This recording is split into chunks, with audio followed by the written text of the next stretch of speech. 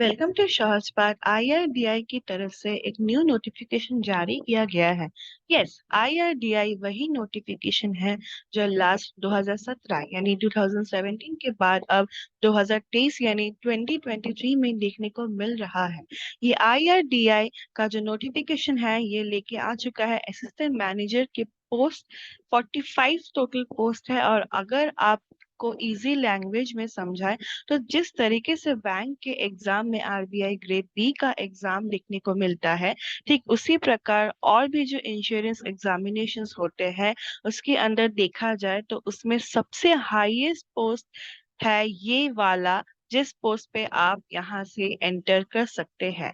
अब क्या क्या इस नोटिफिकेशन में है, लाइक क्राइटेरिया, वैकेंसीज और भी जो इम्पोर्टेंट डिटेल्स है एलिजिबिलिटी के का जो डिटेल्स है वो सभी हम इस वीडियो में कवर करने वाले हैं। तो वीडियो को शुरू से एंड तक जरूर देखिए, एंड वीडियो पसंद आए तो वीडियो को लाइक एंड चैनल को सब्सक्राइब जरूर करें। तो सबसे पहले एक नोटिफिकेशन का एक ओवरव्यू हम देख लेंगे।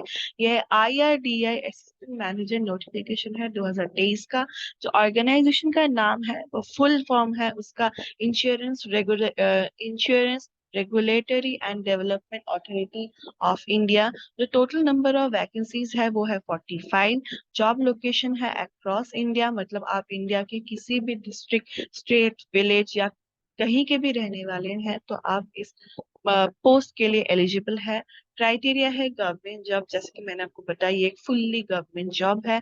एप्लीकेशन का मोड सिर्फ और सिर्फ ऑनलाइन है। अप्लाई मतलब ऑनलाइन जो अप्लाई डेट है वो स्टार्ट हो चुका है 11 अप्रैल 2023 से। तो इसी महीने की 11 तारीख से ऑनलाइन एप्लीकेशन शुरू हो चुका है। एंड इसकी जो लास्ट डेट है वो है 10 मई 2023, मतलब लगभग आपके पास एक महीने का टाइम है। अगर आप इंटरेस्टेड हैं तो जल्द से जल्द इसके लिए अप्लाई कर दीजिए।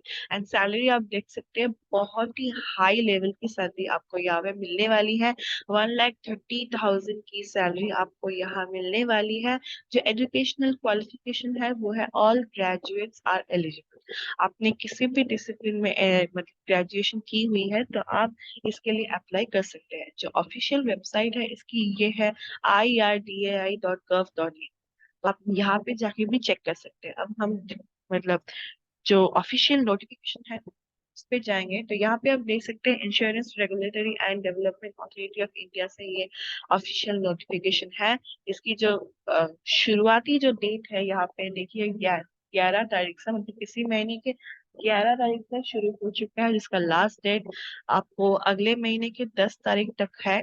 एक ऑनलाइन एप्लीकेशन है एंड इसकी जो टोटल नंबर ऑफ पोस्ट है वो है 45। एंड इस 45 नंबर ऑफ पोस्ट को अलग अलग क्राइटेरिया में डिस्ट्रीब्यूट कर दिया गया है। जैसे कि आप देख सकते हैं कि जो असिस्टेंट मैनेजर की पोस्ट है वो अनरिजर्व कैटेगरी के लिए सबसे हाईएस्ट है, 20 नंबर ऑफ वैकेंसीज है। एंड इकोनॉमिकली वीकर सेक्शन वालों के लिए 4 है, ओबीसी वालों के लिए 12 है, 12, एंड एससी के लिए 6 एंड एसटी के लिए 3। तो ये है टोटल नंबर ऑफ वैकेंसीज, किस किस कैटेगरी के लिए कितनी वैकेंसीज है आप यहाँ से देख सकते हैं। फिर हम जाएंगे जो ऑनलाइन रजिस्ट्रेशन का जो एप्लीकेशन का जो लिंक है एंड जो पेमेंट का जो लिंक है वो एग्जाम फी का, वो खुल चुका है 11 तारीख से, जिसका लास्ट डेट मैंने आपको मतलब बताया कि 10 तारीख तक है, मई महीने के 10 तारीख तक है। एंड जो फेज 1 का जो एग्जाम है ऑनलाइन प्रिलिमिनरी एग्जामिनेशन, वो आपका ऑब्जेक्टिव टाइप रहने वाला है। ये आपका ऑब्जेक्टिव टाइप रहने वाला है फेज 1 का एग्जामिनेशन, जिसका डेट अभी भी नोटिफिकेशन में नहीं दिया गया है। ये टू बी नोटिफाइड है, मतलब ये आपको, अगर उनके वेबसाइट को आप फॉलो करते हैं तो आपको जल्द से जल्द जो एग्जाम्स की जो डेट है वो भी देखने को मिल जाएगा। और ये है उनका ऑफिशियल वेबसाइट। यहाँ पे क्लिक करके आप उनकी वेबसाइट पे जा सकते हैं। फिर हम देखेंगे एलिजिबिलिटी क्राइटेरिया। जो एज लिमिट है एज ऑन 10 मई, मतलब जो लास्ट डेट है एप्लीकेशन की, उसके अकॉर्डिंग मतलब उस दिन तक अगर आपकी एज 21 से 30 तक की होती है तो आप एलिजिबल है। 21 से 30 एक एवरेज एक एज लिमिट होती है गवर्नमेंट जॉब्स की, तो यहाँ पे भी वही दिया गया है 21 to 30 age on 10th of May 2023। And of course यहाँ पे एज रिलैक्सेशन भी आपको मिल जाएगा। अगर आप SC ST से हैं तो 5 years, OBC से है 3 years, डिसेबिलिटी कैटेगरी से बिलोंग करते हैं तो आपको 15 13 10 एज पर आपकी जो क्राइटेरिया है यहाँ पे मिल जाएगी एज रिलैक्सेशन। एक्स सर्विसमैन के लिए भी आपको 5 years की एज रिलैक्सेशन मिल रही। तो यहाँ पे हम फिर देखेंगे एजुकेशनल क्वालिफिकेशन के बारे में। तो यहाँ पे आप देख सकते हैं जो 6 अलग अलग स्ट्रीम्स है यहाँ पे। एंड तो पहला जो स्ट्रीम है वो आप देख सकते हैं एक्चुअरियल की है, जिसमें नंबर ऑफ पोस्ट है 5, जिसमें आपकी जो रिक्वायर्ड एजुकेशनल क्वालिफिकेशन है वो है graduation, minimum 60% marks with 7 papers pass of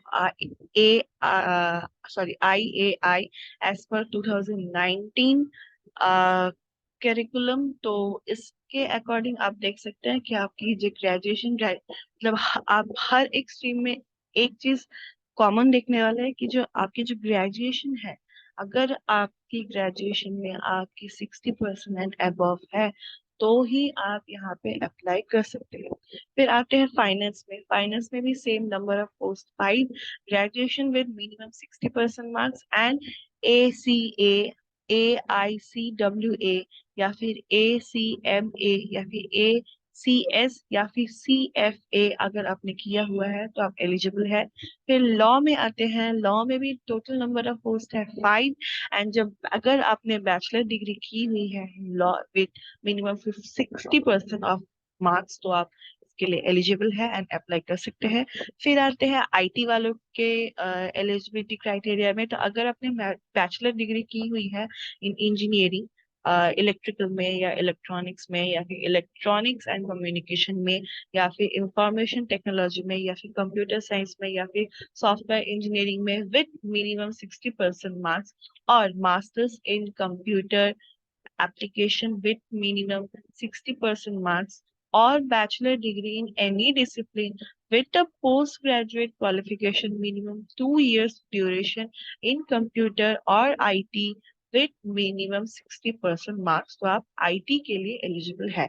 and research वालों के लिए क्राइटेरिया है, अगर आपने मास्टर डिग्री की हुई है या फिर आपके पास 2 ईयर मतलब 2 साल का पोस्ट ग्रेजुएट डिप्लोमा है इन इकोनॉमिक्स और इकोनोमेट्रिक्स या फिर क्वांटिटेटिव इकोनॉमिक्स में या फिर मैथमेटिकल इकोनॉमिक्स में या फिर इंटीग्रेटेड इकोनॉमिक्स कोर्स में या फिर स्टैटिस्टिक्स में या फिर मैथमेटिकल स्टैटिस्टिक्स में या फिर अप्लाइड स्टैटिस्टिक्स में एंड इंफॉर्मेटिक्स में विद मिनिमम ऑफ 60% मार्क्स, तो आप इसके लिए एलिजिबल है।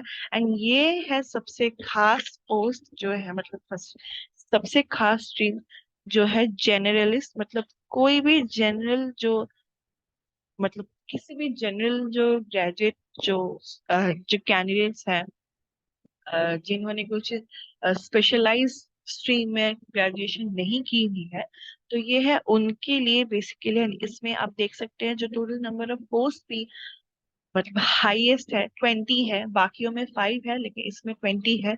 तो अगर आपके पास सिंपल ग्रेजुएशन की डिग्री है विद मिनिमम 60% ऑफ मार्क्स तो भी आप यहाँ पे अप्लाई कर सकते हैं जनरल स्ट्रीम में।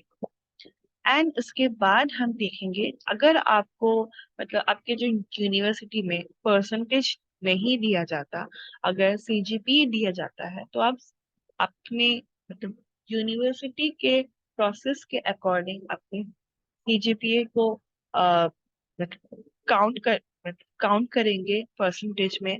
एंड अगर आपको देखने को मिलता है कि आपका 60% एंड अबव है तो ही आप यहाँ पे अप्लाई कर सकते हैं। एंड इसके बाद जो सिलेक्शन का प्रोसेस है वो हम देखेंगे। आपका यहाँ पे 3 फेजेस में सिलेक्शन होने वाला है। फेज 1 है ऑनलाइन प्रिलिमिनरी एग्जामिनेशन जो फुल्ली ऑब्जेक्टिव टाइप रहने वाला है। दिस इज अ क्वालिफाइंग, यहाँ पे सिर्फ आपको क्वालिफाई करना है। किसके लिए? फेज 2 के लिए, जो कि है descriptive examination.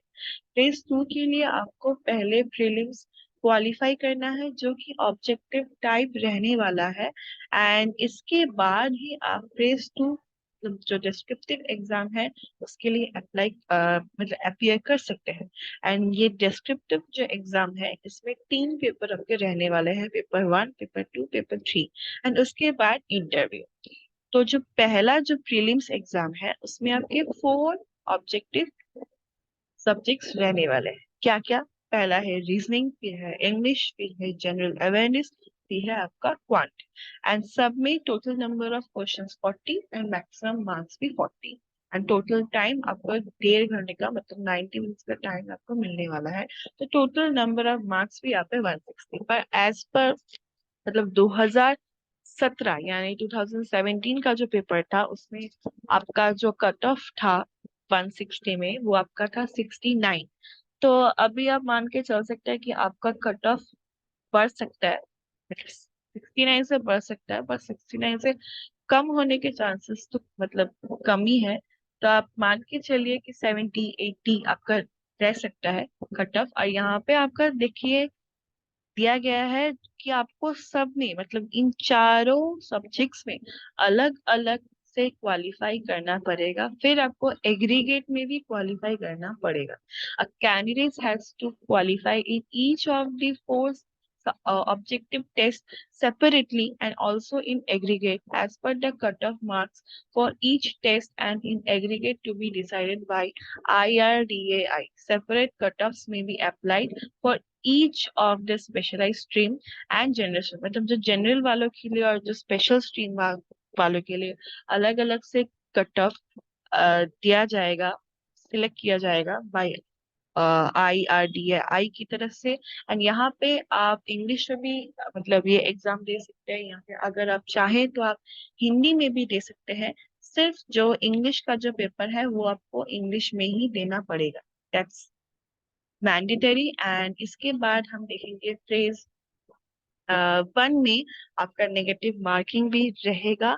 1/4 of the mark आपका कट होगा अगर आप कोई भी रॉन्ग आंसर देते हैं तो। फिर हम देखेंगे फेज 2 जो है डिस्क्रिप्टिव। एंड ये फेज 2 का जो सिलेबस का जो डिटेल है वो आपको नीचे पेज नंबर 31 में देखने को मिल जाएगा। तो यहाँ पे आप देख सकते हैं पेपर 1 में आपका इंग्लिश रहने वाला है, पेपर 2 में economics and social issues impacting insurance, and third है insurance and management. Descriptive question मतलब यहाँ पे आपको कंप्यूटर में टाइप करना है ऐसा नहीं है जो दूसरे एग्जाम में होता है। क्वेश्चंस आपके कंप्यूटर में रहेंगे लेकिन आपको पेन पेपर दिया जाएगा, आपको लिखना है, हैंड रिटन ये एग्जाम होने वाला है आपका। हर एक पेपर 100 मार्क्स का होने वाला है। हर एक मतलब पेपर के लिए आपको 60 मिनट्स का टाइम मिलने वाला है, मतलब एक एक घंटा, मतलब टोटल 3 घंटे का ये पेपर रहने वाला है। इसमें भी आप सिलेक्ट कर सकते हैं इंग्लिश या आप मतलब आपको इंग्लिश में देना है या हिंदी में देना है। सिर्फ इंग्लिश का जो लैंग्वेज है वो आपको इंग्लिश में ही देना पड़ेगा। एंड ये जो डिस्क्रिप्टिव जो एग्जामिनेशन का जो सिलेबस है वो फुल्ली एनेक्स्ड टू मतलब पेज नंबर 31 में डिस्क्राइब्ड है। एंड इसके बाद सिंपल सा आपका जो इंटरव्यू है वो रहेगा। अगर अब आपके मतलब कंफ्यूजन के लिए बता दें तो 2023 में जो कट ऑफ था फेज 2 का वो है टोटल टोटल जो मार्क्स यहाँ पे आप देख सकते हैं मतलब 300, तीनों पेपर को मिला के 300, जिसमें आपका जो कट ऑफ था वो है 205, 205 था। तो इस साल इससे बढ़ सकता है, ये टेंटेटिव है। तो आप इंटरव्यू की बात करें तो बैंक का जो पीओ है या फिर एसओ है, आप उसके हिसाब से आपका प्रिपरेशन रख सकते हैं, चाहे तो एक मतलब बेटर प्रिपरेशन रख सकते हैं। एंड इंश्योरेंस का इन्वॉल्वमेंट है तो इंश्योरेंस का नॉलेज भी यहाँ पे चेक किया जाएगा। तो आपको इन सारी चीजों का ख्याल रखना पड़ेगा। एंड इसके बाद हम आएंगे जो वेटेज। तो देखिए फेज 1 सिर्फ और सिर्फ क्वालिफाइंग है।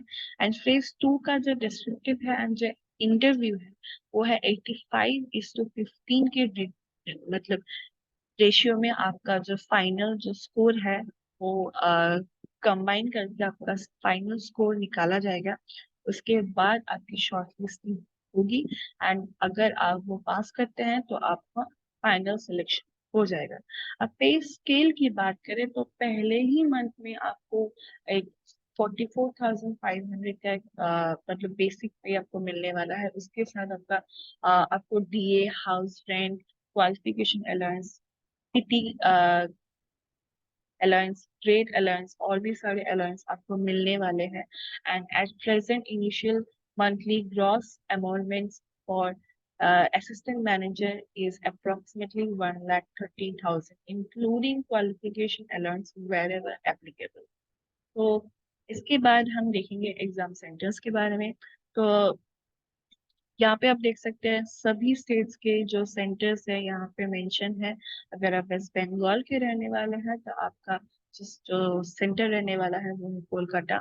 एंड जो मेंस का जो सेंटर है, सॉरी मतलब जो डिस्क्रिप्टिव एग्जाम का जो सेंटर है, वो बस यही कुछ सेंटर्स रहने वाले हैं। अगर आप वेस्ट बंगाल से है तो आप इजीली देखिए कोलकाता में आपका सेंटर रहेगा, तो वहाँ पे जाके एग्जाम दे सकते हैं। एंड इसके बाद एप्लीकेशन फी के बारे में बात करें तो ये नॉन रिफंडेबल है। एक बार आपने दे दिया तो आप इसे रिफंड नहीं मतलब रिफंड नहीं मांग सकते। एंड ये जो ST SC एंड PWD वालों के लिए ₹100 है, जो कि सिर्फ इंटीमेशन चार्जेस है। एंड अदर्स मतलब अनरिजर्व जो कैटेगरी वाले हैं या फिर जो जनरल वाले हैं उनके लिए है 750। ये है examination fees plus intimation charges. तो उसके बाद कुछ खास नहीं है, पर अगर आप चाहे तो आप अ, देख सकते हैं जो सिलेबस है डिस्क्रिप्टिव का, क्योंकि जो प्रीलिम्स का जो सिलेबस है वो बहुत ही कॉमन है। अगर आप मतलब IBPS क्लर्क का लेवल मान के चले तो आपको मतलब जो मतलब जितने भी जो बैंक के जो प्रीलिम्स एग्जाम होते हैं, आप उनके लेवल को मान के चले तो आप प्रीलिम्स क्लियर कर सकते हैं। एंड जो डिस्क्रिप्टिव है, इस एग्जाम का जो डिस्क्रिप्टिव है वो थोड़ा सा डिफरेंट है। तो इसलिए आप यहाँ पे देख सकते हैं, यहाँ पे सिलेबस पूरी तरह से डिटेल में दिया गया है। पेपर 1, पेपर 2, पेपर 3 का, तो यहाँ से आपको देख के एक आइडिया मिल जाएगा। तो आज के लिए बस इतना ही। Thank you. एंड ये जो नोटिफिकेशन है ये आपको हमारे जो टेलीग्राम चैनल है वहाँ पे मिल जाएगा। अगर आप चाहें तो आप हमारे टेलीग्राम चैनल को ज्वाइन ज्वाइन कर सकते हैं, जिसका लिंक आपको डिस्क्रिप्शन बॉक्स में मिल जाएगा। आज के लिए बस इतना ही। Thank you.